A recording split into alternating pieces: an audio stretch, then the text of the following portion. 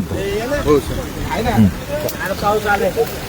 नमस्कार, मावळ 24 तास मध्ये आपलं स्वागत. मी महादेव वाघमारे. मावळ तालुक्यामध्ये 2 दिवस पावसाने कहर केला. ह्या धुवाधार पावसामुळं अनेक ठिकाणी रस्ते, शेती आणि घराचे नुकसान झालेलं आहे. वडगाव नगरपंचायत हद्दीतील वडगाव ते सांगवी या ठिकाणी जो खापरे ओढा आहे, या खापरे ओढ्यावर धनिकांनी ओढा बुजवून मार्ग केलेला आहे. त्याचा फटका या ठिकाणी बसला आणि पाण्याने वळण घेतल्यामुळे या ठिकाणी जे भगवान नारायण पगडे या ठिकाणी जे शेती करतात त्यांची शेती पूर्णतः दगड गोटे वगैरे वाहून येऊन शेती नापीक झालेली आहे. आणि अशा परिस्थितीमध्ये या शेतकऱ्याचा उदरनिर्वाह आहे त्या शेतीवर होता, पण शेती पूर्णतः नष्ट झालेली आहे आणि त्या ठिकाणी मोठ्या प्रमाणात दगड गोटे साचलेले आहेत. आणि त्यातच मोठ्या प्रयत्नामधनं सांगवी आणि वडगावच्या रस्त्यासाठी सांगवीकरांनी अनेक वेळा आंदोलनं केली, उपोषणं केली. या ठिकाणी जो धोकादायक पूल होता तो पडल्यानंतर नव्याने पूल या ठिकाणी उभारलेला आहे. त्यानंतर डांबरीकरण केलं, पण आज जो 6 जुलै आणि 5 जुलै ह्या 2 दिवशी जो धुवाधार पाऊस झाला, या पावसामुळे मावळ तालुका पाण्यात होता आणि इथली अवस्था अशी झाली की वडगाव सांगवी रस्ता हा खचल्यामुळे इथला मार्ग ठप्प झालेला आहे. तर या ठिकाणी मावळ पंचायत समितीचे कार्यक्षम सदस्य राजेंद्र कडलक या ठिकाणी उपस्थित आहेत. काय सांगाल की काल मावळचे आमदार सुनील शेळके यांनी पाटण येथे दरड कोसळली, तिथल्या त्या कुटुंबाला भेट दिली. लोणावळा पूर्ण पाण्याखाली होता, तळेगाव दाभाडे पाण्याखाली, वडगाव पाण्याखाली, असं कुठलं गाव राहिलं नाही की ते पाण्याखाली गेलं नाही. इतकी अतिवृष्टी झालेली आहे. तर या संदर्भात आता शेतकरी एकवटलेले आहेत. कालपासून बराच शेतकऱ्यांनी प्रयत्न केला, पण निसर्गापुढे माणूस ठेंगणा पडतो. काय सांगाल? एक 2-4 दिवस झाला असेल आपल्या मावळ तालुक्यामध्ये नव्हे तर सर्वत्र खेड तालुका असेल, मावळमध्ये मुळशी सगळीकडं अतिशय जोरदार प्रमाणात पाऊस पडत आहे. आणि आपल्या मावळ तालुक्यातील प्रत्येक भागात एकदम जोरात पाऊस पडला. पण मावळ तालुक्याचे जनसेवक आमदार सुनील अण्णा शेळके यांनी काल अतिशय चांगल्या पद्धतीने मावळ तालुक्यातील प्रत्येक गावातल्या प्रत्येक ठिकाणी भेट देऊन रस्ता सुरळीत करणे, ज्या ठिकाणी दरड कोसळली आहे त्या ठिकाणी भेट दिली आणि अतिशय चांगल्या पद्धतीने या ठिकाणी काम केलंय. म्हणजे आम्ही भाग्य समजतो की आमच्या तालुक्याला असे धडाडीचे आमदार भेटले. आणि सांगवी गावामध्ये आज सकाळी मी साते गावात सुद्धा गेलो होतो. तिथं सुद्धा आपल्या जे कॉलेज उभारलंय त्या कॉलेजच्या जे तळं आहे ते तळं फुटल्यामुळं बऱ्याचशा शेतकऱ्यांचं या ठिकाणी नुकसान झालेलं आहे. त्याच पद्धतीने जांभूळमध्ये सुद्धा बऱ्याच ठिकाणी नुकसान झालंय. सांगवीमध्ये जे प्लॉटिंग केले त्या जऱ्या आणि मांडले म्हणून दोन व्यक्तींनी प्लॉटिंग केलं होतं. त्या प्लॉटिंगची पाण्याची व्यवस्था किंवा तिथला रस्ता त्यांनी व्यवस्थित न केल्यामुळे त्या पाण्याचा प्रवाह वेगळ्या दिशेने वळला आणि तिथला रोड असेल आणि आमचे शेतकरी पगडे यांचं खूप मोठं नुकसान झालंय. तर त्या दोन्ही जे कोण प्लॉटिंगवाले असेल त्यांना मी या ठिकाणी सांगू इच्छितो की तुम्ही लवकरात लवकर सांगवी गावात जाताना जे काही नुकसान झालंय ते नुकसान भरपाई करण्यात यावी. नाहीतर सांगवी गाव असेल, आमच्या मावळ तालुक्यातील सर्व पंचायत समिती सदस्य असतील किंवा आता पल्लवीताई सुद्धा आलेले आहेत, आम्ही सगळे मिळून या ठिकाणी तुमचं प्लॉटिंग मध्ये आंदोलन करू आणि या ठिकाणी तुम्हाला धडा शिकवल्याशिवाय राहणार नाही. तुम्ही लवकरात लवकर त्या शेतकऱ्यांची भेट घ्या. आमचे शेतकरी कुणी तुमच्या दारात येणार नाही. तुम्हाला या ठिकाणी यावं लागल, पाहणी करावं लागल आणि जे काही नुकसान झाले त्याची भरपाई करून द्यावं लागल. आता भंडारी साहेबांना फोन केला होता MSCB मध्ये. त्यांनी सांगितलंय की मावळमध्ये सुद्धा खूप ठिकाणी तारा तुटल्यामुळं वीज खंडित झालेली आहे. तर सांगवी गावामध्ये सुद्धा दुपारनंतर आमची टीम येईल आणि जे काय विजेचा प्रॉब्लेम आहे ते सॉल्व्ह करून देतील असे या ठिकाणी सांगितलंय. या ठिकाणी पुणे जिल्हा परिषद सदस्य पल्लवीताई दाभाडे आहेत. ताई, काय सांगाल? मावळ तालुक्यामध्ये फार मोठं नुकसान झालेलं आहे, जीवितहानी झालेली आहे. वडगाव नगरपंचायत ते सांगवी रस्त्याची दुरावस्था झालेली आहे. केवळ या ठिकाणी बिल्डरनी ओढा अडवला, ओढ्यावर सुशोभीकरण करण्याच्या नावाखाली एकदम तोकड्या मोऱ्या टाकल्या आणि पाण्याचा फ्लो आल्यानंतर बाजूला जे या ठिकाणी भगवान नारायण पगडे आहेत यांची शेती वाया गेलेली आहे. ती इकडं बाजूला पगडे आहेत, दंडेल आहेत, त्यांची शेती वायाला गेलेली आहे आणि आता ह्या शेतकऱ्याला शेती करणं देखील अवघड झालेलं आहे आणि हा रस्ता तुटल्यामुळं संपर्कही तुटला गेला आहे. केशवनगर आणि खापरे पुलावरून जाणारा सांगवीचा हा रस्ता गेले 2 दिवस झाले पावसामुळे उद्ध्वस्त झालेला आहे. खरंच या सांगवीकरांच्या लोकांना खूप म्हणजे त्यांना सामोरे जात आहे.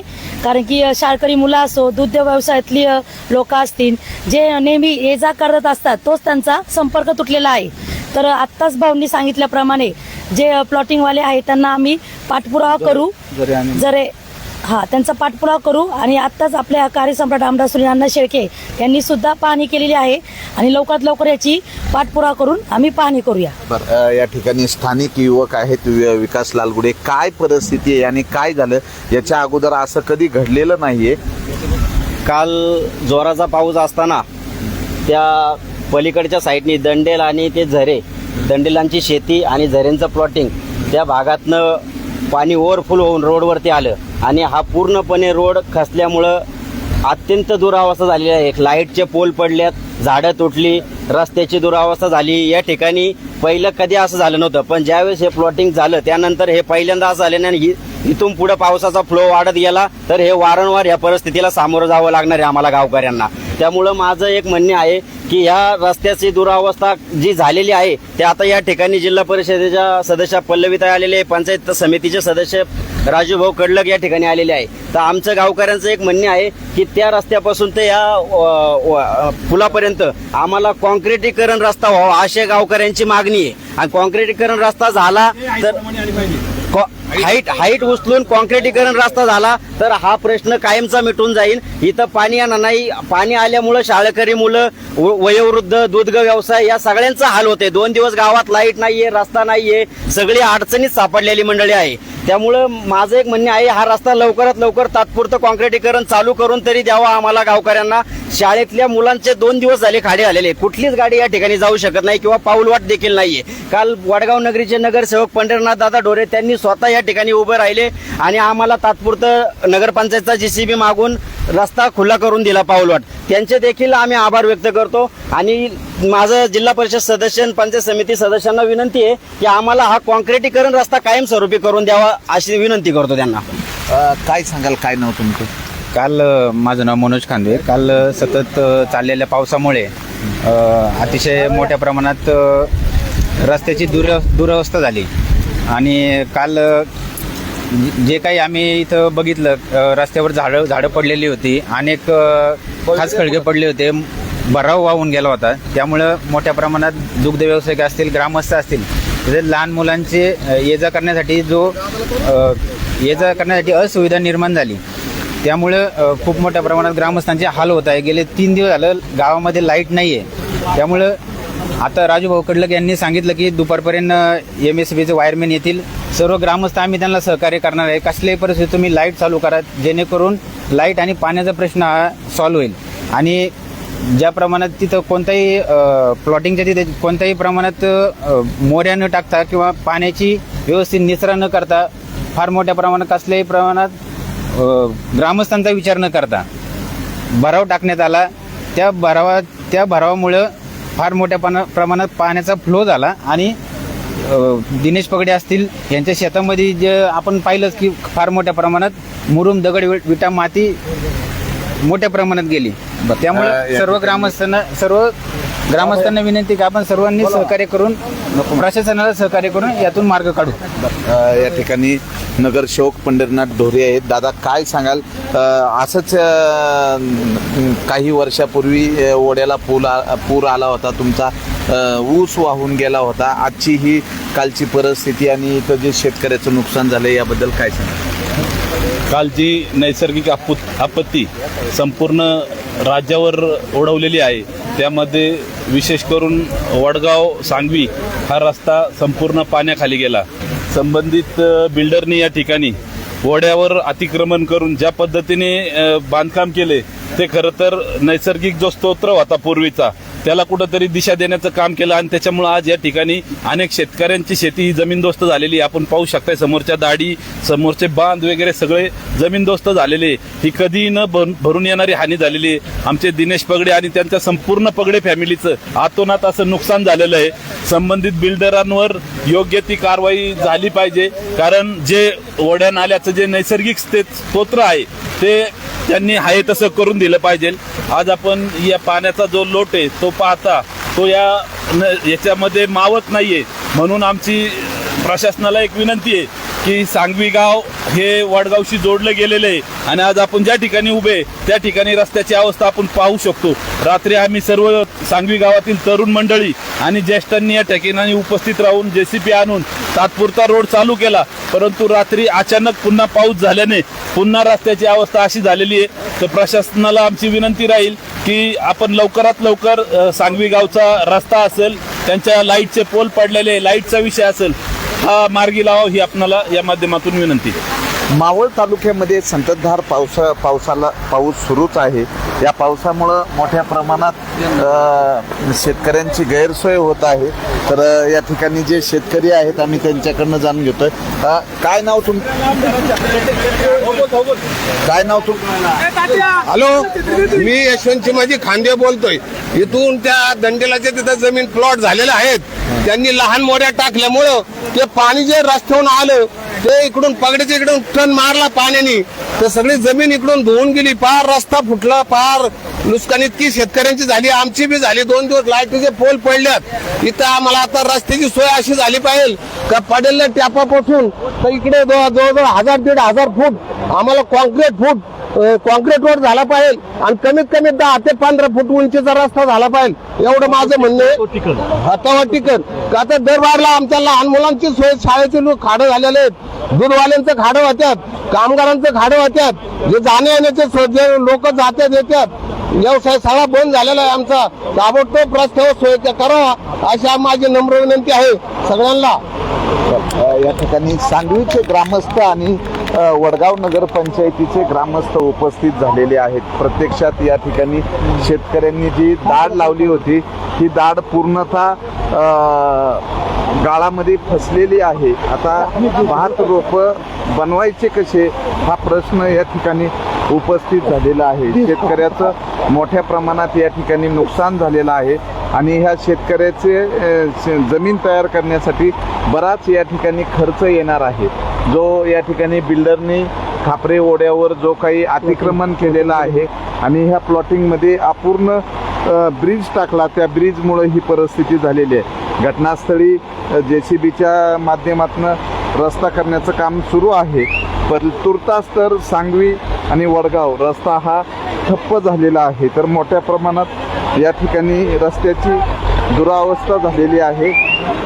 तर प्रत्यक्षात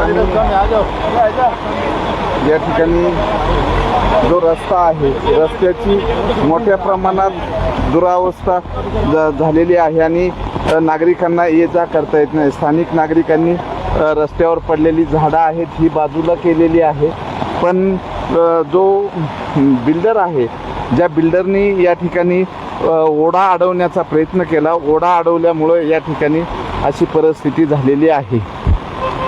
अनेक वर्षाच्या प्रयत्नानंतर या ठिकाणी रस्ता झाला होता, पण रस्ता हा चहू बाजूनी खचलेला आहे आणि भगवान नारायण पगडे यांच्या शेतामध्ये जे आहे शेतामध्ये भयानक परिस्थिती झालेली आहे. मोठमोठे दगड आहेत आणि हे आता दुरुस्ती करताना फार मोठा खर्च येणार आहे. तर मावळचे तहसीलदार विक्रम देशमुख यांनी नैसर्गिक स्रोतावर जे केलेलं अतिक्रमण आहे ते अतिक्रमण कारवाई सुरू केली पाहिजे. पाण्याचा फ्लो जो आहे हा एका बाजूला गेल्यामुळं मोठ्या इथं दरी निर्माण झालेली आहे आणि ह्या दरीमुळं नागरिकांना ये जा करता येत नाहीये. जलजीवनची जी लाईन आहे ती लाईन उघडी पडलेली आहे आणि या ठिकाणी रस्ता जो आहे पूर्णतः वाहून गेलेला आहे. जो पूर्वीचा तर या ठिकाणी हे जे रस्ता आहे हा पूर्ण वाहून गेलेला आहे. बिल्डरला या ओढ्याचा अंदाज नसल्यामुळं त्यांनी ओढा अडवला आणि हा जो फ्लो आहे या ठिकाणी ओढ्याचा फ्लो कसा इकडं ओढाला